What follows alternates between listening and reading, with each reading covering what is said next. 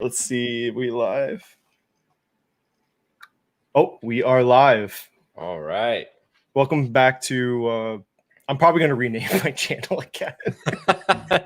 But I like the dividend.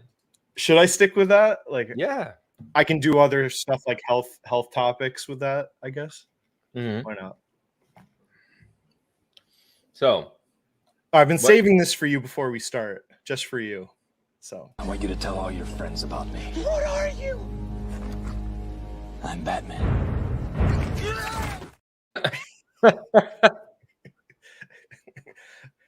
So there you go. Batman has come on the channel.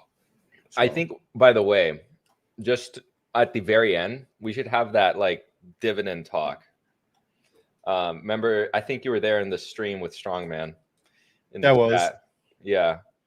I don't know if you want to have time for that. I mean, I can. We've talked about that, I think, a bit. Dividend irrelevance. Mm-hmm. Like, okay, we can. I was going to pull up some stuff for Strongman, but no, you can have that debate if you want. No, I'd love to have that debate. I'd love to have that debate with the guy he brought on, who came from more of academic stance on it, because I understand it, and I think he didn't understand the context of where I was coming from. I would be curious when people use that term. Do they know where it comes from, and do they know any background, or they just spout dividend irrelevancy? Because I bet he doesn't know who authored. He probably doesn't even understand it was a research paper by two people.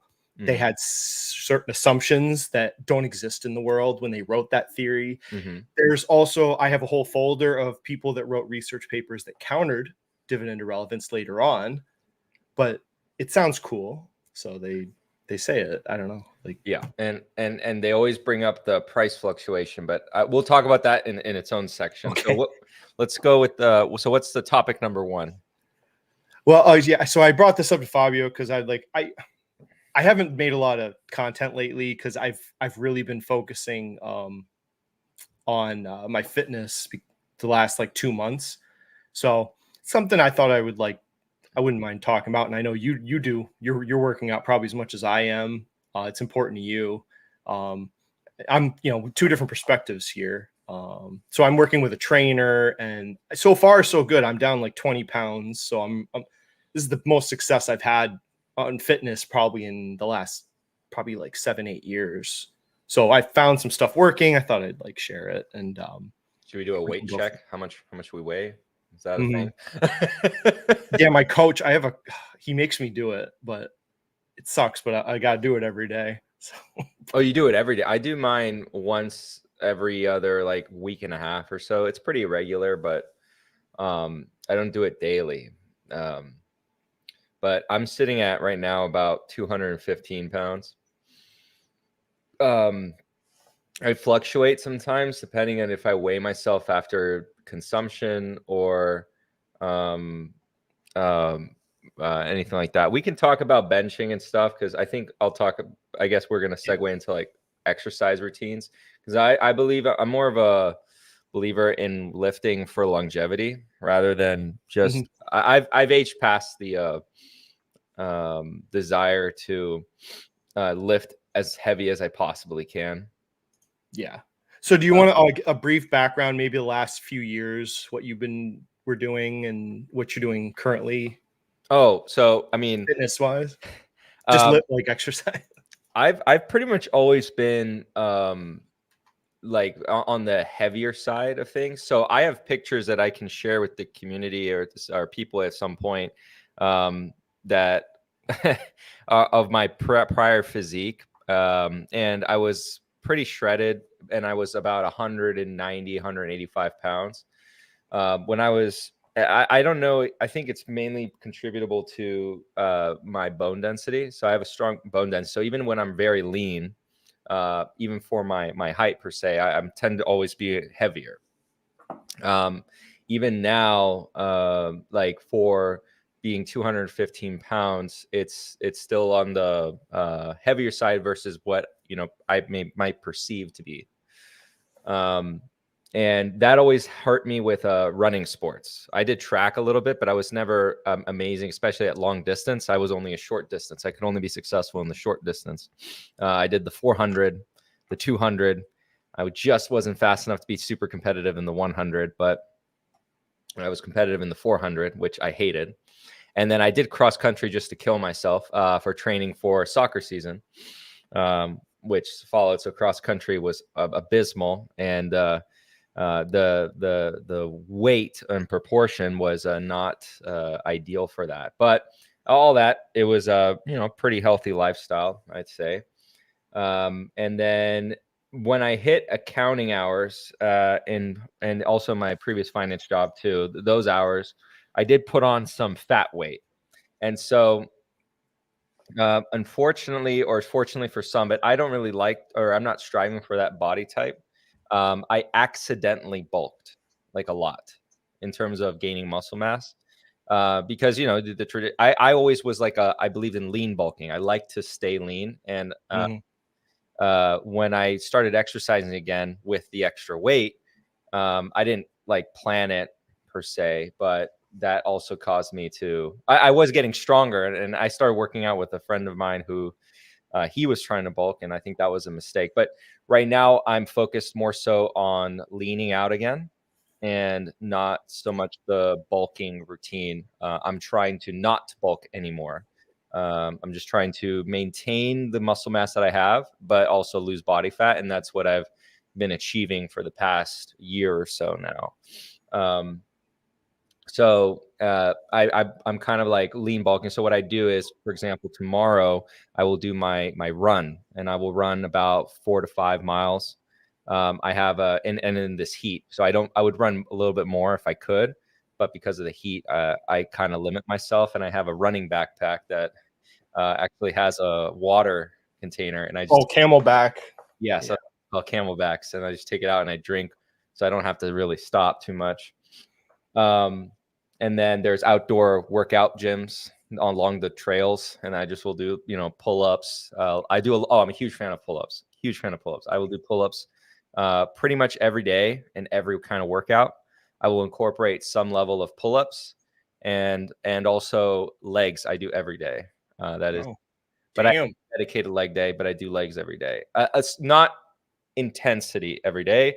I'll incorporate like maybe some leg extensions towards the end of a workout, or I'll incorporate jump squats with a weight. And then I won't, on leg day, I'll do, the squats.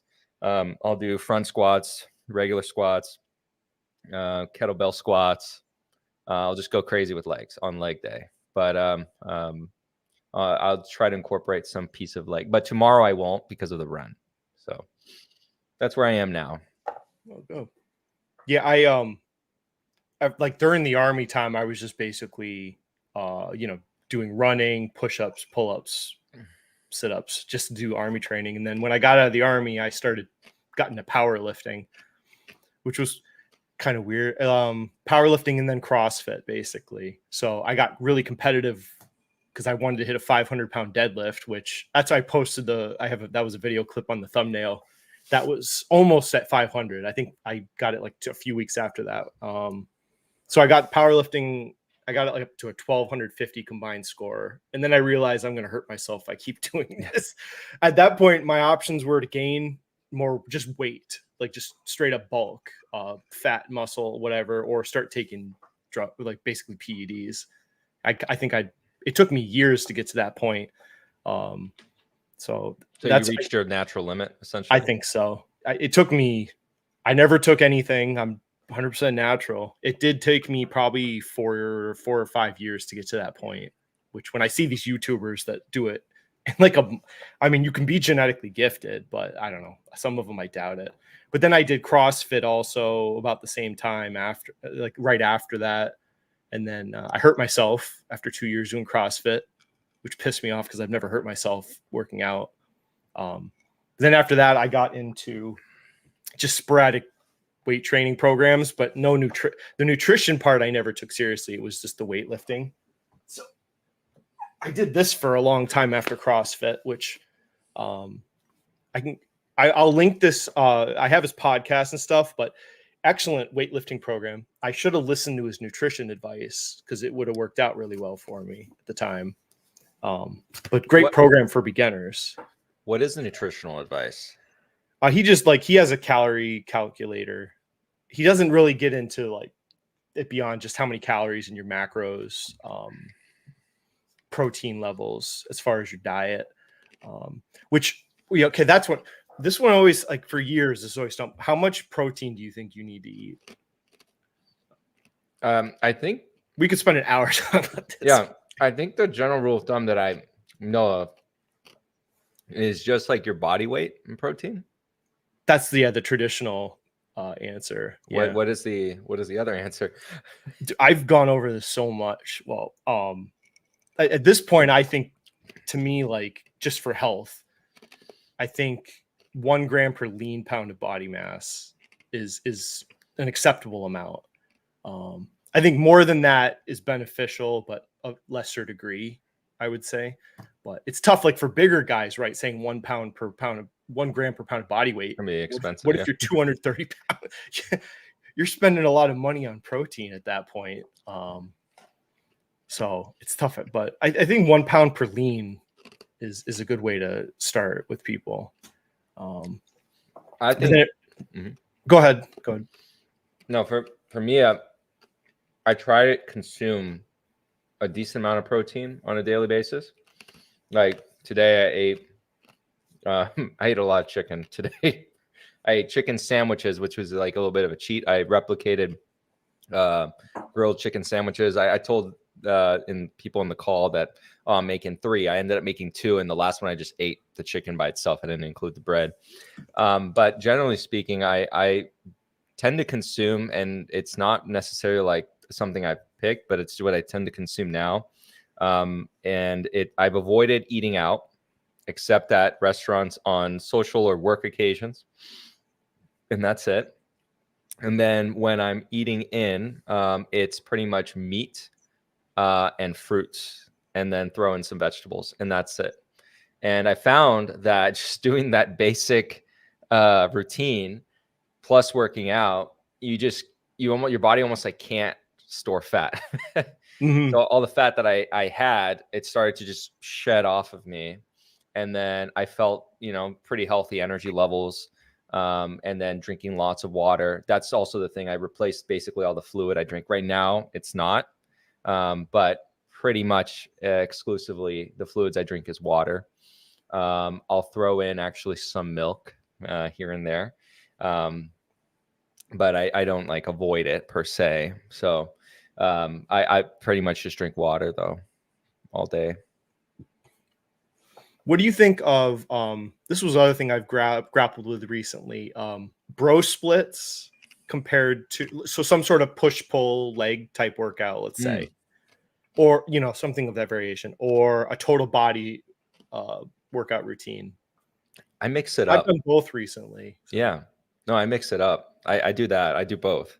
All right. I don't do exclusively one or the other. So I call Sunday fun day. And so on Sundays, I will do pretty much a mix of all the body parts. So traditional, I will do pull-ups, but I'll do a routine where it's pull-ups with squatting. So I'll squat for somewhere around 15 to 20 reps, and I'll go light. I'll go, 135, make sure it's a nice, clean deep squat, and 15 to 20 reps. And then right after that, I'll jump into pull-ups, and I'll do between 15 to 18 pull-ups. And then I drop down, and then I'll do some push-ups. And then I continue that routine. And I'll do that first because that one takes a lot of energy. And I don't take a break between each of those movements. So I'll go squats, pull-ups, then push-ups. And then I take a break, repeat. Squats, pull-ups, push-ups. Do you do heart rate breaks, or do you do timed? I do timed. I do not do heart rate. I think it's kind of a little too far. I've seen a friend do that. I'm like, it's so unnecessary. I feel like it's more optimal, and I should use the capabilities. I should actually buy the new Apple Watch, because mine is now dying too quickly. It's the Apple Watch version 2. I need the newest one at this point. But I feel like that would be optimal to do it by heart, but I think time is fine. Yeah. I think both of them have advantages because I think it's harder to progress on strength doing total body workouts because you're not getting the rest. But yet I see that you get the repetitions though in. So yeah, I think like I like both. I've rotated back and forth, which I think is optimal at this point. Who's it? Max Schoenfeld really advocates total body working out for just general fitness, I guess, which okay. But then there's also you want to put on muscle at some point, then something more of a like upper lower push pull routine, I think makes some sense. For me, I'm not trying to bulk anymore. No, But I'm not. yeah, if you're trying to bulk or trying to put on a lot of muscle, yeah, I could see that. Like for benching, I have a rule now. I don't put more than 2 plates on the bar. What I'll do instead is I'll just increase reps. So I don't increase the weight, I'll just increase the reps. But that is the maximum, because there's a couple of reasons why I think of it that way. I mentioned before, like lifting for longevity. Our joints, they have a limit. Yes.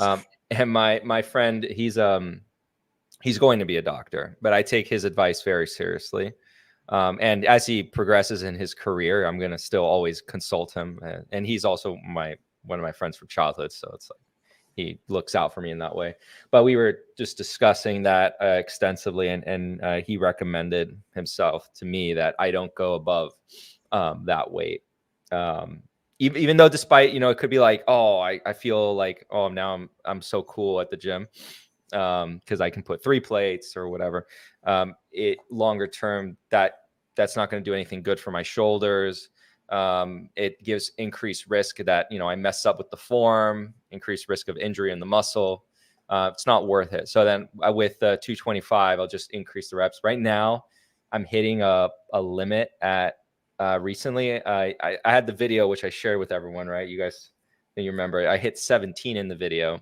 Recently, and this is like over a month later, I just hit 18 reps.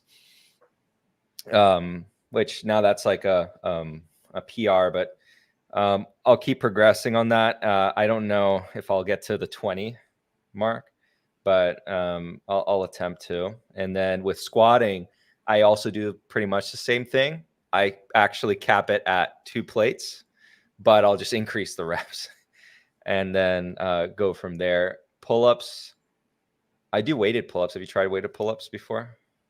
I'm really terrible at pull-ups. It's my one kryptonite. Pull-ups, man, you got to get the pull-up game. No, I'd love to get to the point of doing it with like weights on. So it's one of my goals. But no, I think putting weight on the bar never ending is kind of a detriment to people from the longer I've done it.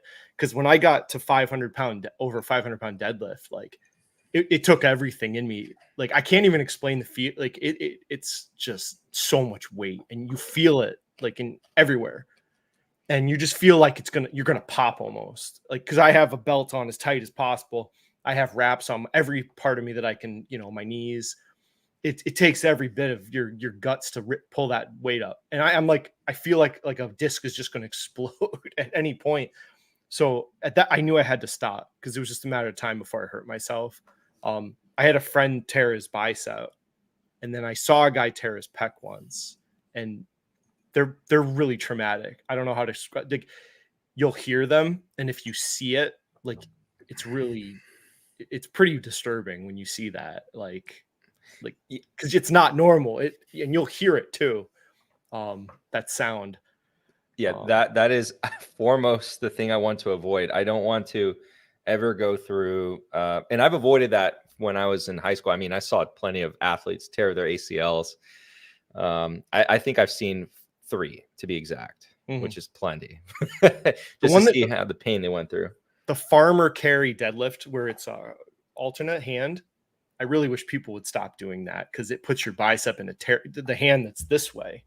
It puts all the weight on your bicep instead of your shoulder. You will eventually, if you get too much weight on it, it's going to tear. It's the one that worries me the most. I see people doing. I'll tell you this. I have never gotten close to the weights you're describing in deadlift. I have sissied out, you could say, with deadlifting so much. I mean, I don't go above 135. Yeah. On It the took me, deadlift. like I said, it took years and years of just practicing, like the flexibility. I've tried to explain, like the flexibility to do a deadlift that like properly. Nobody has that naturally. It takes a while to develop Mhm. the ankle flexibility. You have to really just work on it, and then in your hips to get in the right position to avoid injury. So I can tell when people don't have that flexibility online, because it took me like over a year to develop it. So I can see if they're rushing it just by their form, and then constantly videotaping it, and then checking my form against like Alan Thrall videos and stuff, and then critiquing myself. And then you'd be going, progressing, and then your progression would stop, and then you would evaluate, and I'd have to change where my hand position, right? What type of shoes I wore, how my feet were, everything matters when you get heavy, like over 400 pounds. The bar is bending. I never had those bars. I probably could have got 600 if I had those deadlift bars. The one, because they bend so much, lets you get higher before you get to the point where you have to start lifting. I Oh, just had that's what it's commercial. for. Yeah, so just you get higher in your stance, which means you have better leverage. That's why they're so flex. That's why they bend so much. Kind of Oh, cheating the okay. system. The same as if you wore shoes with this much of a sole, but compared to if you took your shoes off more in your socks, you'll lift probably 30 more pounds on your socks.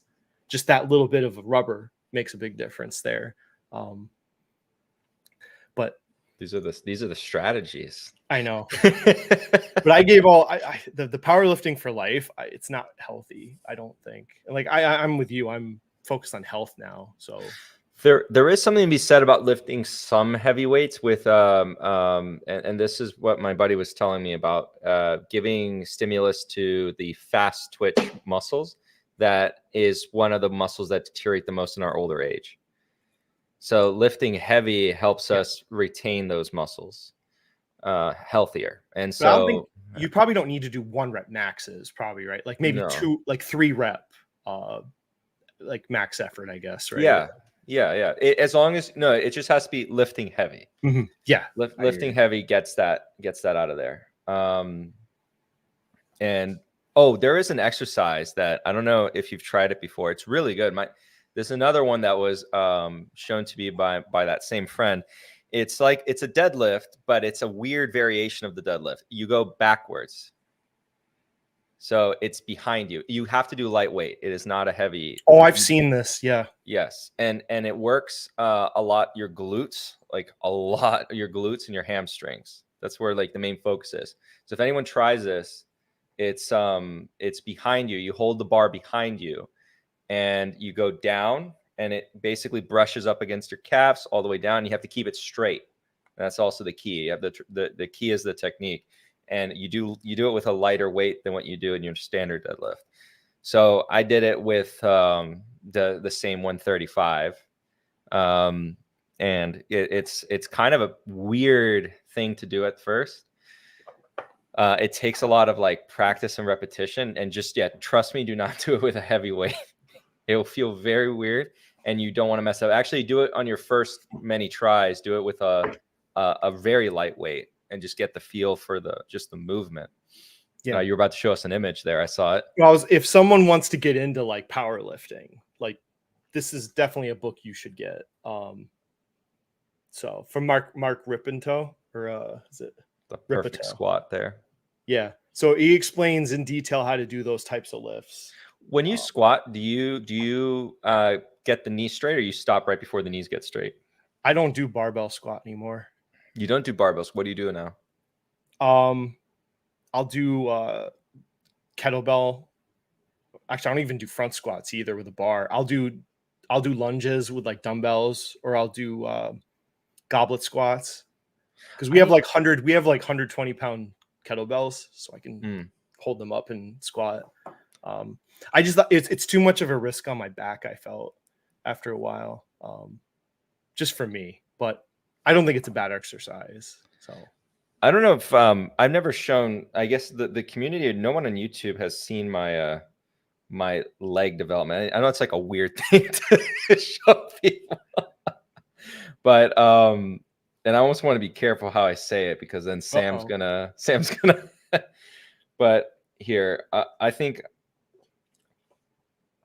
in the legs department, I've typically been genetically blessed for having just in general that I don't have to put as much effort as some other people in terms of getting leg development. Yeah, I don't know if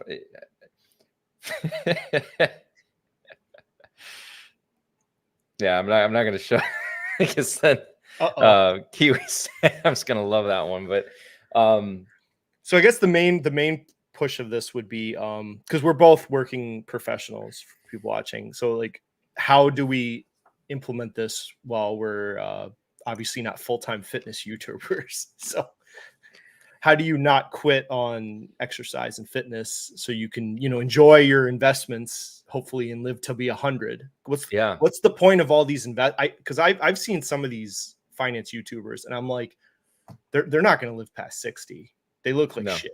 And I'm like, what, you have all this investment income. You haven't done it. You're not going to live to see it, or you're going to get honestly diabetes and probably lose your foot. And then you can't even travel. So somewhat I'm related to this, but related because it's not his fault from my understanding, but Gen X dividend investor. He's talked about how he's not going to be around for much longer. He doesn't talk about what it is. Yeah, he said he's had health issues. Yeah, I don't know what it is. He doesn't talk. It's not none of our business, but I'm assuming kind of almost like how he's saying it might be something genetic related. But that being said, it's like this similar problem. Like he has all that investment wealth and he's not going to be able. Well, I think he's retired now, right? He retired. Yeah. Early. Yeah. But he does side gigs, but yeah. I think I know which YouTubers you're kind of talking about who, they don't look good for their age whatsoever. And like I hired a trainer and he does macro and it's still on me to do it. He just programs for me, but I have to put in the effort. So, I mean, but you could get a, in-person trainer and a chef. So it's just weird to me. Like, but the older you get, you realize like I broke my foot this year. It's kind of made me evaluate what I was doing. And realize I needed to do better basically. So I get like, to me, the biggest thing probably had to be food. Like when you started work, right, you're active in college. Like I was active in the Army, and then we get accounting jobs where we basically just sit in front of a computer for 8, 9, 10 hours a day or driving. And then you're eating the same or you're eating worse. Right. And then it just starts creeping up on you. Oh yeah. But like, how long did it take you to realize like, oh shit? Well, I went from 190 lean. I'll share the photos of me lean. I still have them, and I look at them as like motivation. It's like you got to get back to that. And then before I knew, I was like 227 pounds. So it got bad. It got bad. Once I'm at like that really happy place, 'cause I'm pretty close now. Once I'm at that, I'm gonna do a before and after photo, and then I'm gonna start my new grift, which is a yes, a fitness course, and then that's gonna be the main staple. I don't know if people notice, but even like in my face, like you guys have, I've noticed in my older videos, I got at one point like a chunkier face. And then I went down from that 225 and I got down to 203. And then I started actually kind of building muscle again. Then I got to like 210. So I'm at 215, 210, depending on if I measure myself right after I eat or something like that. But it was a wake-up call when I was like, dang, all right. Because what I was doing was I wasn't working out every day. And I was eating pretty much the same amount of calories. And then on top of that, the calories I was putting in, maybe even more calories if if I'm honest. We're all coming from outside sources. Mhm. I wasn't cooking. I would literally just eat, go out with the team on lunches, eat the lunch, eat the dinner. And then when I went to my accounting job, it was more of the same thing. And then busy season on top of that too. And then they also pay for your meals on busy season on top of that. So there's a lot of incentives to just eat out. And that was a huge, I could pinpoint, that's an obvious cause of the weight gain. So after I switched to this new job, I decided, okay, enough is enough. It's time to set this in control. And then I made it like I have to go to the gym. You can see sometimes after the calls, I'm like, okay, guys, I gotta go. What do I say? Usually I was like, I gotta go to the gym. Yeah. Because it's a rule. And then so the gym closes, my gym closes at 10. I have to be there minimum 9 because I got to get an hour in. And so I force it as like it's a guarantee I have to go to the gym once a day. But I don't necessarily do high intensity a day because I believe in days of rest. So some days when I'm resting, I'll be doing something low intensity, but just, kind of active movement. Like I could be swimming. And I'm a huge believer in swimming, by the way, too, for cardio. So. Yeah, I have to work around. Obviously, my wife works at night and my kid's schedule, so I can get to the gym 3 times a week. If I wish I could go more because my trainer's like as many times as I could go, he would program me, but I can only commit to 3 with her schedule. And then I have cardio equipment at home, so I can do that while I'm home. So I found that was kind of the way I had to do it to make it work, where I could do like 6 days a week normally. But for people out, like, there's no perfect exercise routine. So basically, like, my trainer he's like, whatever I can do, he will program me to do. He's like that, and that was what he told me. So you don't have to be like a perfectionist and be like, oh, I need to do 6 days a week of weightlifting, or what's the point? It's like, no, whatever you can get in 2 days a week, you can do a program. So I've seen like 2, 3, 4, 5 day a week weightlifting programs. Yeah, I actually think that if I'm being honest, like if I went a lot more intense in the gym, I could cut down. And I've been thinking about, and I actually started, and this is probably a good time to talk about it. I've started, and I'll report the results, trying a Mike Mosner inspired workout strategy, which is training certain exercises. I don't believe in every exercise, certain exercises till failure. So ones that are not that dangerous. Let me explain as an example. So doing sets like curls till failure. And so what I define as failure is at the point in which I can't do another rep.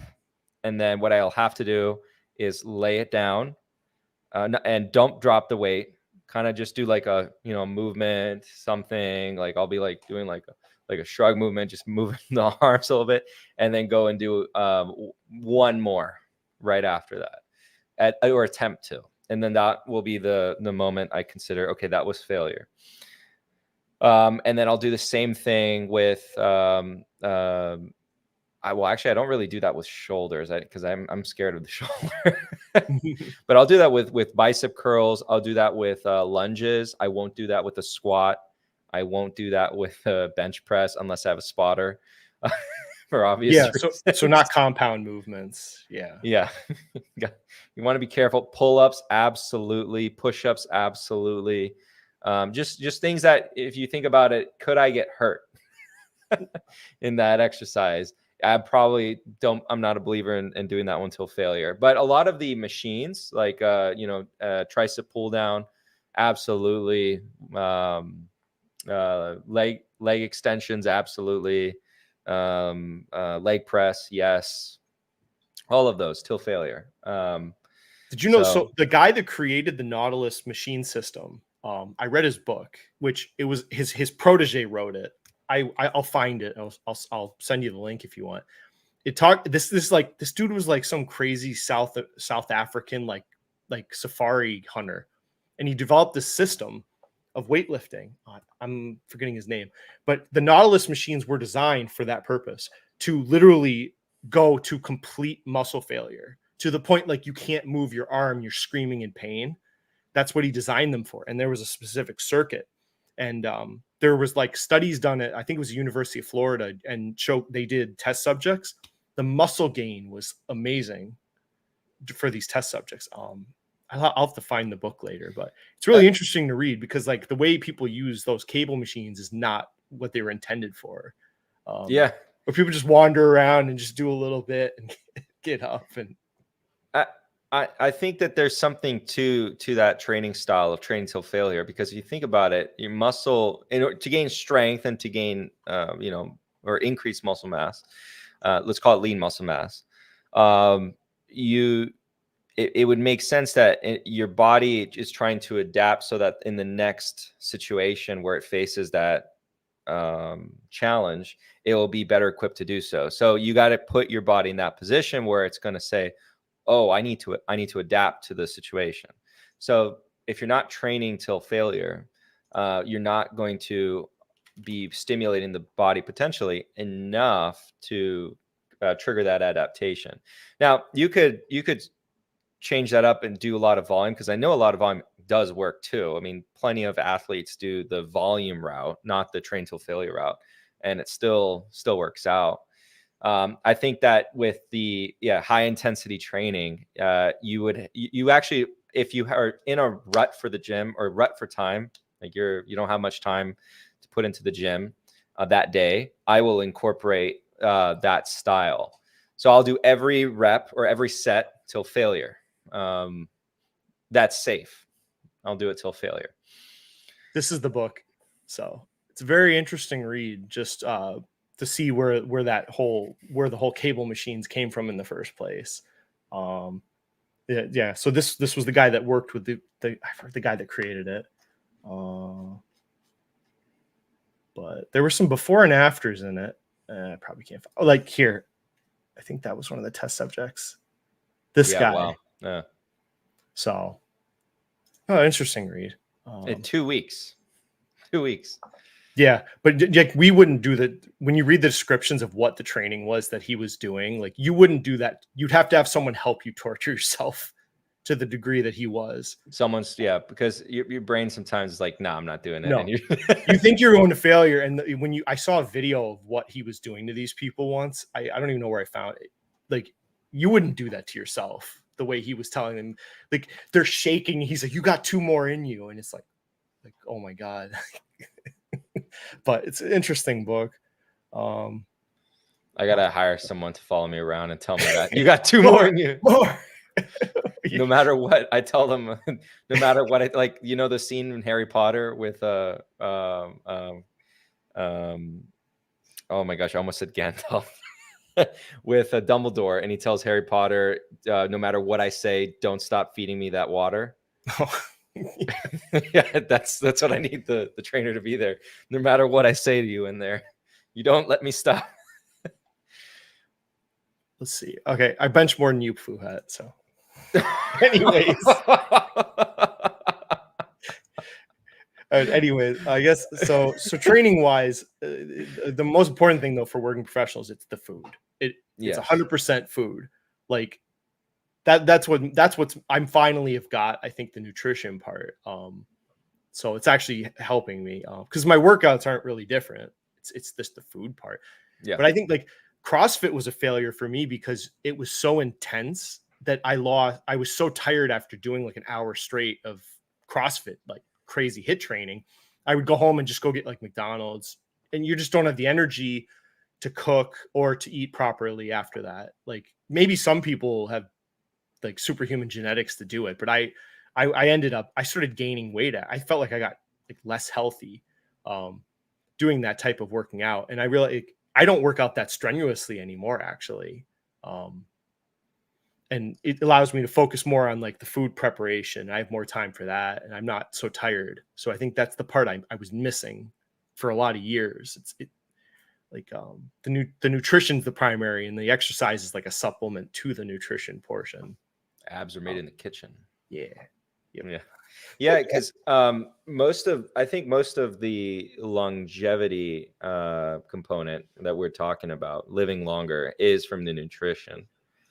Yeah, I think I'm a big believer in the keep it simple, stupid philosophy with food. I know there's so many different diets out there, but I've kept it, and I think it works out really well. On occasion, I'll deviate from it. So, I'll give an example. Right now in my pantry, I have something that is like very tempting constantly, but I treat myself, and I'll get it once a month, and it's cookies. And they're like really good cookies. Like they're freshly baked from the market. Oh, And they're sitting in there and they're calling to me. And I try to split it up across the week, but you're stronger willed than me. I have to. My kids get the little packets, so I don't have like a big container. I can just grab one or two at a time. I love cookies. Yeah, cookies are a strong weakness for me with some milk. Oh, yeah. It's even thinking about it. My brain's going like, why not? Why not before bed? Why not? You deserve it. That's what my brain's saying right now. But yeah, meat, fruits, and vegetables. And that's how I've been keeping it. Like well, you don't include Greek yogurt as vegetables or fruit, but I include that in there. So there's like non-stuff, but for the most part, it's just, but the Greek yogurt, kind of what I'll do, and I posted it in the Discord, and I think that cooking and fitness channel is great because I use it for myself. I post it, and I'll get Fuhad over here saying I can't cook, and he posts his eggs. But like I don't know how you succeed as a working professional without cooking your own food. Yeah, I don't know how you can get in shape by just the restaurants are just.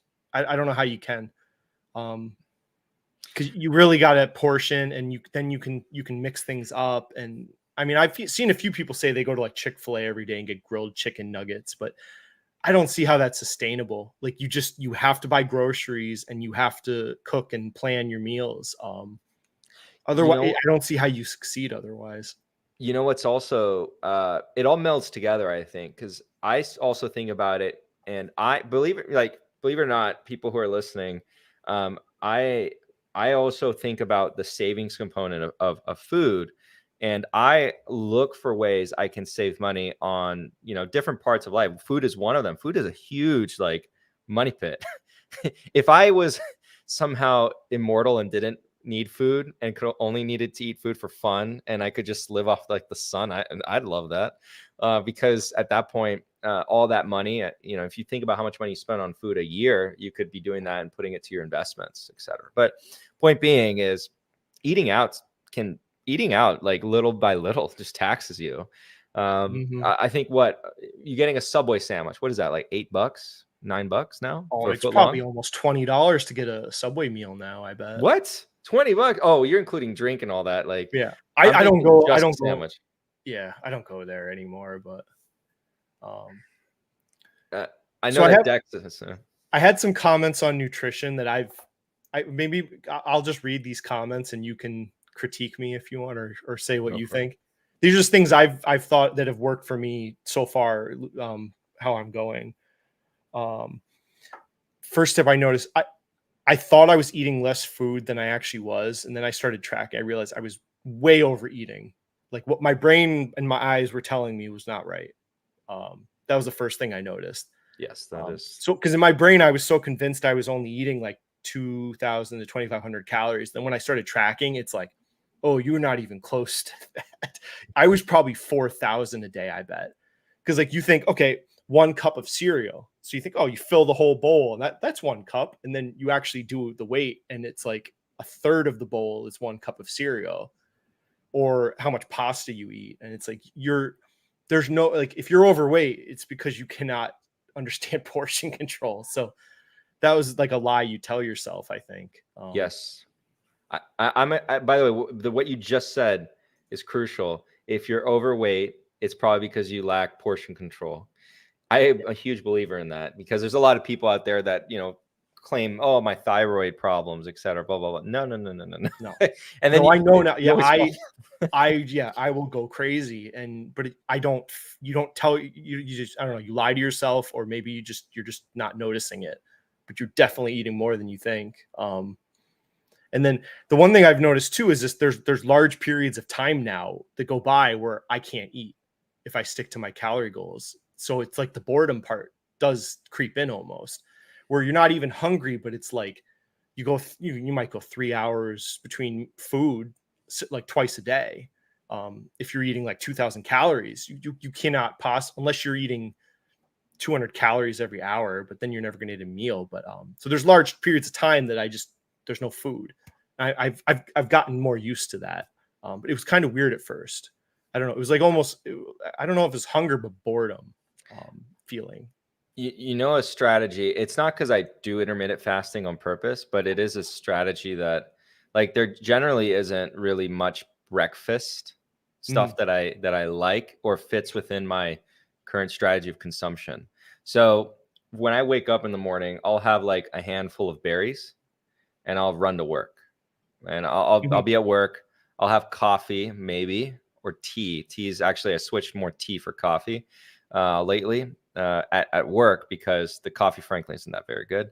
And tea is more, it hydrates you a lot better than coffee. Coffee dehydrates you. So I'll basically be skipping breakfast, because I don't really think a handful of berries will really count as like a traditional breakfast. And then lunch, I actually will drive back home, because I live close to the office. That's an advantage I have, because I know most people don't have that advantage. Some people live like 40 minutes away from work. That's not doable. But I live very close to work, and where I'm going to go work next, I also will live very close to work from home most of the time.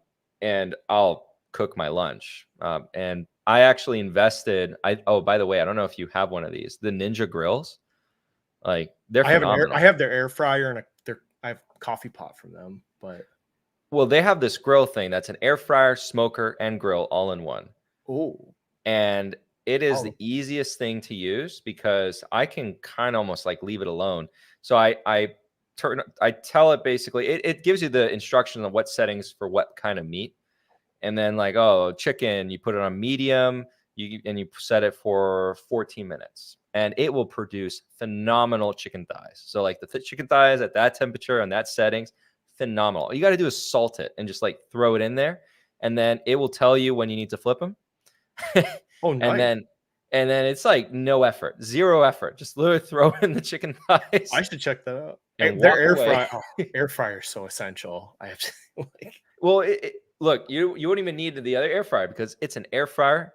And if you're into smoking stuff, I can't smoke stuff in the apartment, but you have a house. So if you're into smoking stuff, boom, it can do it all. So okay, this one I'm curious what you think. I've noticed I need to drink more water the less food I eat. For some reason, thirst is like, I never noticed I was thirsty before, but now I'm like, I'm actively consuming probably twice as much liquids as I was before. It's kind of a weird, like, and my trainer said it's pretty normal, but like, it's kind of interesting. I feel that too. One of the fruits I started incorporating a lot of, and I'll buy it pretty frequently. Two fruits, cantaloupe, because I actually like cantaloupe. I know some people disagree. I don't know why people don't like cantaloupe as much as I do. And watermelon. Watermelon more so for what we're talking about, because it's basically like you're eating water. You're eating water that has a little bit of a flavor to it, and you're also getting that fiber in you. So yeah, it's very low calorie. Have you seen how many calories are in a watermelon?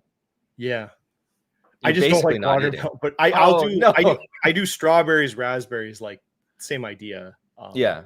That helps too. There's water in it, so you're kind of getting that hydrated effect. But do you like coconut water? I don't hate it.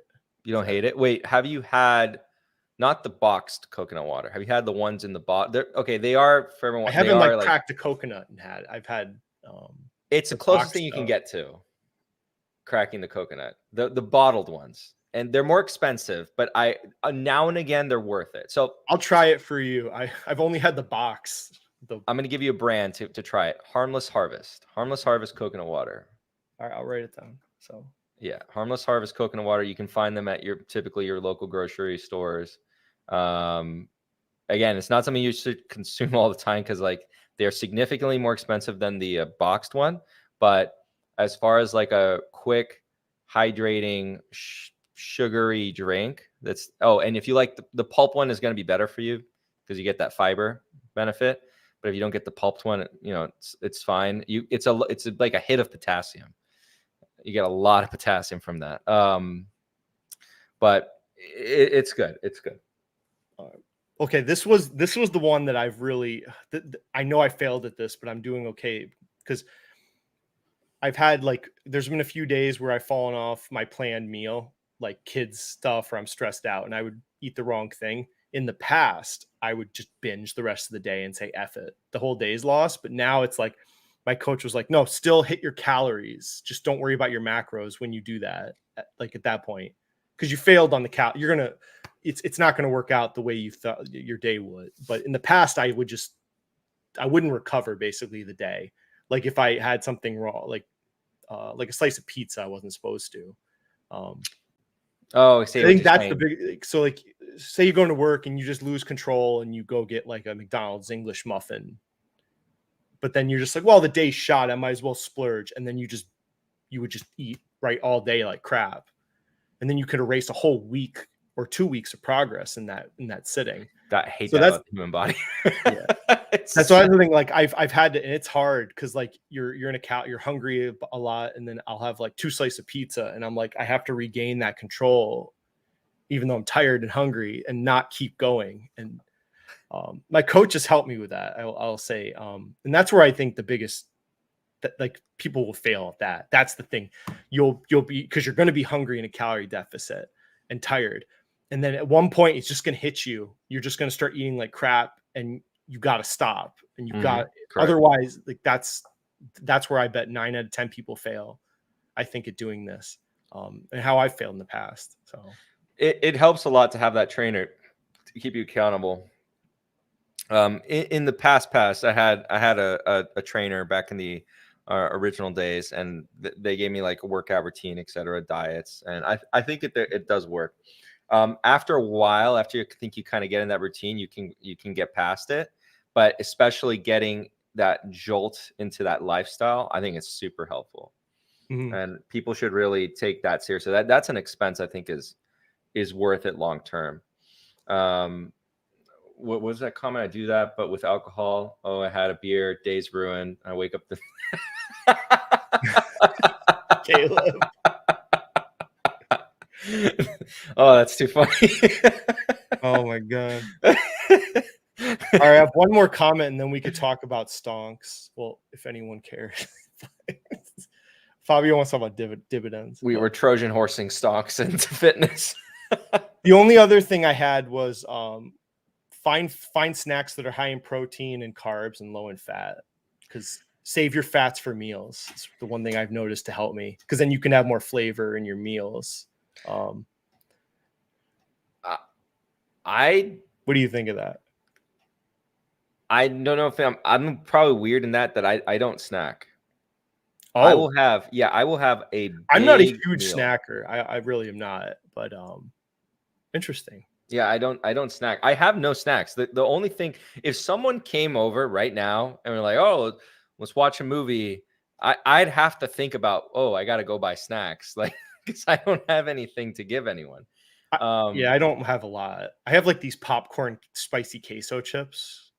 I don't that's have that's about it. And yeah, I don't really. Oh, furthest you run. The first I ran is probably like 7 miles. Protein to relevance theory. I love that. That's funny. I literally just, no snacks. The only snack thing I have is those cookies I talked about. Like my snacks are like the berries, the blackberries, strawberries. I have blackberries and strawberries is all I have right now. But I like to have cantaloupe, watermelon. Even I started buying from the market the coconut, like actual coconut pieces, coconut chunks. I like it. It dries up your mouth a lot, but I do like it. And so those are the snacks that I'll have, and I do that control by when I go to the grocery store.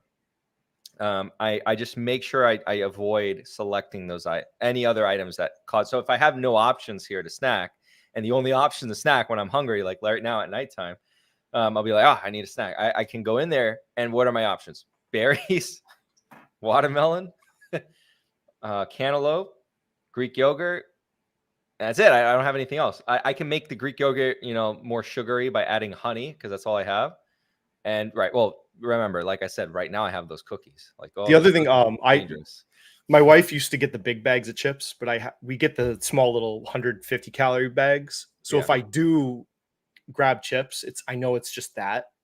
So I know I'm not going to just like go crazy with like 600 calories of chips, because I know what's in that little bag and I can stop.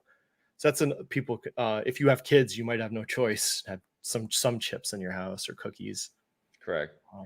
And well, Caleb's asking, Fabio, weren't you literally eating chips the other day? Yeah. So my neighbor, when they came over, they left the pretzel snacks. And you see, like, I had that option in my household. And so I did snack on them during the live stream when I came home from work. Because normally what I would do is I come home from work and I cook, get my meal in, because that'll be my big meal. And I'll typically eat like steak or chicken, pork, fish, something like that. And because we hopped right onto the live stream, I had a moment of weakness. And I ate some pretzel chips. And it was not, but thankfully they were mostly gone, so there's not much in there. So I'll link these in the notes, but like here's 2 calorie trackers if people want to look at if they want a macro. You don't have to pay for this. These are free. So this is from Pro Physique, which is the same. This guy runs Pro Physique and he has a YouTube channel, Paul Revelia. So he gives this out for free. You can put your info and it'll tell you, based on your goals, calories, macros. Here's one for Mike Matthews. He does the same thing. You can use that. You don't have to pay someone to calculate your calories. I know there's apps that do it, like Avatar, but you don't need to pay for it. And then I don't follow a lot of health and fitness, like online people. Like I listen to Mind Pump if it's relevant topic. I don't know if you watch them at all. No. They do they have programming too, which I think I did their MAPS programming, one of them. It's good actually. If people wanted to try one, I think it's a good fitness program. Then here's the guy that does, again, he did this book, same guy. So I think he's a really good follow for a new weightlifter.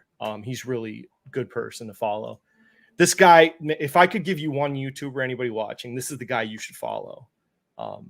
If you're about health and welfare and just exercising to live a long life, this is the best YouTuber online, I think, bar none. I learned so much from him about lifting, deadlift. He's the best deadlift tutorial online in his YouTube catalog. And then Mark Rippetoe is the guy that did this book. He's an old curmudgeon, people. So yeah, he's a really old school lifter. So he's kind of a grumpy guy. Some of the stuff he preaches is I don't think is the greatest, but he's kind of set in his ways. So those are some things people can look at. Fuhad's actually asking some interesting questions here. What do you think? So I'll do like toe touches. I'll make sure I do like put my arm against a pillar and then kind of just lean into it. I don't know what the name for that is. I'll do a lot of stretches on the ground, like different yoga poses. You could call it that. I'll do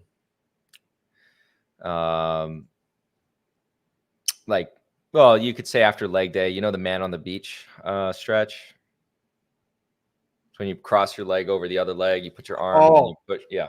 Okay. Yeah. I'm trying to think, depending on the day. Yeah, because the other arm with the arm on the pillar, that's like a chest stretch, also like an arm stretch. You know what I need to find out? Well, actually, what I do with the back stretch, yeah, I pull on something and I kind of lean back into it, back stretching. Sometimes when I do a heavy pull up day, standard leg stretches when I'm after my run. Grab your foot, pull it behind you. Oh, and you try to like lean forward with it too for some balancing at the same time. Calf stretches, like pushing down in calves too after a run. No need to use the wall. Wall's cheating. So, but you use a wall if you have trouble balancing. Of course, you're focusing on the stretch. I don't think it's that important to do. There was that time period a while ago where everyone was doing foam rolling and all that activation stuff. I don't think it's necessary. Before a workout? Yeah, I think just you do 5 minutes walking or on a recumbent bike, and then like you said, you do some active stretching before you're doing like the compound lifts or whatever you're doing. Oh no, I don't stretch before the lift. Some people, I don't think there's been ever a study that proved it actually helped prevent injuries necessarily. Oh, I do the stretching after the workout. So usually there's like a floor that's just one big mat, and I'll go there and I'll do my ab routine, and then in between my ab sets, I'll do stretches of the lift of the muscle group that I just worked on. Just to also kind of rest my abs in between sets.